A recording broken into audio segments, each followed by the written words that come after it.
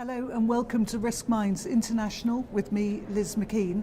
I'm joined now by Saloni Ramakrishna, who not only is an author, she's also Senior Director at Oracle.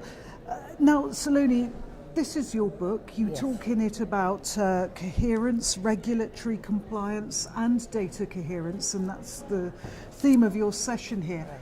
Why is it so important? I'd perhaps say it's the only way we could manage the current flux. Right? Coherence is all about being logical, being consistent, and being unified, right? With the deluge of regulations and at the same time managing business. I think the only way banks can manage is to have some coherence. But then if you see, there's an outside coherence as an inside coherence. The external coherence is what I refer to as regulatory coherence.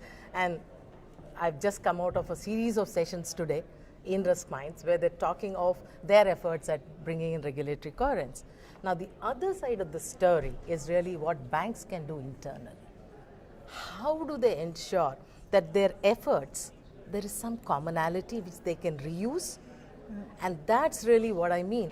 The way that you spend your time on your blueprint to make it a coherent approach to managing regulations is perhaps the only way to make good business sense.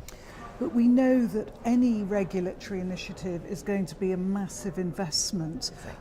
What's in it for the banks? Why should they want to do that? It's slightly different, Liz. They don't have a choice, they have to do it. But I think a very valid part of your question is, what more can banks do with the kind of regulatory data or regulatory compliance that they can reuse?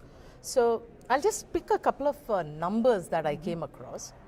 One of the surveys says that if banks can reuse the regulatory data for strategic business decisions, they could improve revenue by 10% plus. I mean, just sit back and think, what kind of percentage is that? Huge, right? And on the other hand, if bad data is kind of managed properly, there could be a 10% plus there.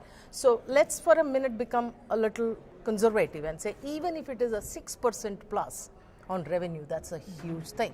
So there's a huge value if bankers can look at the regulatory requirements in a way that they can reuse it for strategic business decisions.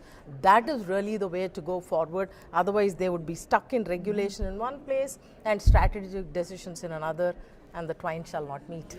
But connecting all these regulatory dots together, how challenging is that? It is challenging, and I wouldn't kind of make it a simple thing. I will not trivialize the effort. But I think the point is this, and this is, if you understand the fundamentals, the only way to manage the situation is to get back to fundamentals, right? Banks have a balance sheet and they have some off-balance sheet. So reality is banks have transactions, contracts and other details, right? That's the reality of it. Now, if you look at ABC, which is again something I'm speaking on, A for unaccredited, B for BRRD and C for CRR or CRD4. What is unaccredited saying? It's saying give me the details of loan by loan, 95 attributes.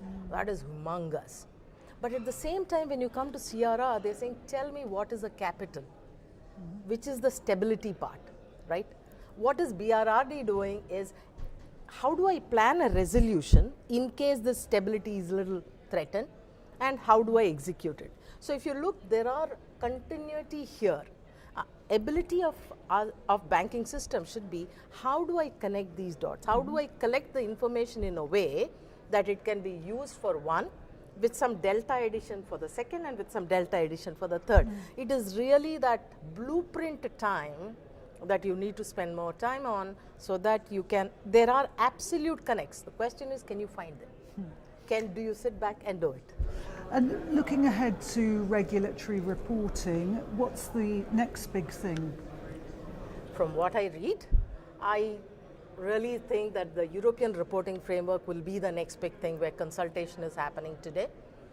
The hope really is that we will come to a situation where, and the acronym is BIRD, B-I-R-D, BIRD, which means Banks Integrated Reporting Dictionary, which is the regulator is wanting to give a common taxonomy for banks.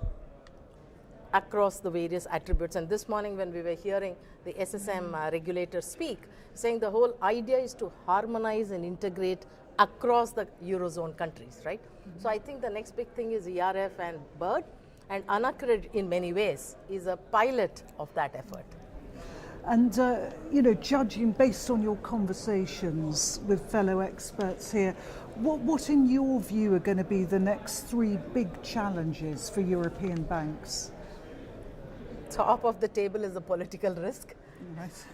We have seen the Brexit, we have seen the Italian election referendum yesterday, and you know there are 3 more big countries which are going for elections. So political risk, I'd put it as the top, and that's external to the banks, right? So that's not something they have a control on. The second thing is the second thing that I look at is balance sheet stability and safety is going to be will continue to be the focus of regulators, and therefore whether it is 16% capital, 18% capital or 20% capital, that would continue. So balance sheet management in a way that you have a capital that is, you know, kind of fits into the regulatory world is the second one. And the last but the most important according to me, which is partly internal to the banks, is the whole profitability idea. How do you ensure that you have a healthy balance sheet in addition to a safe and stable balance sheet? So I think the profitability side is really the big one, where you have the non-performing loans, you have an environment where the interest rate margins are very, very minimal. So I think it's really how can they handle the cost side of it, and at the same time, how can they diversify the portfolio in a way that it could, you know, kind of improve their P&L position today, I would think. Okay, Saloni, well, we appreciate all that. Thanks so much. Hope your session goes well.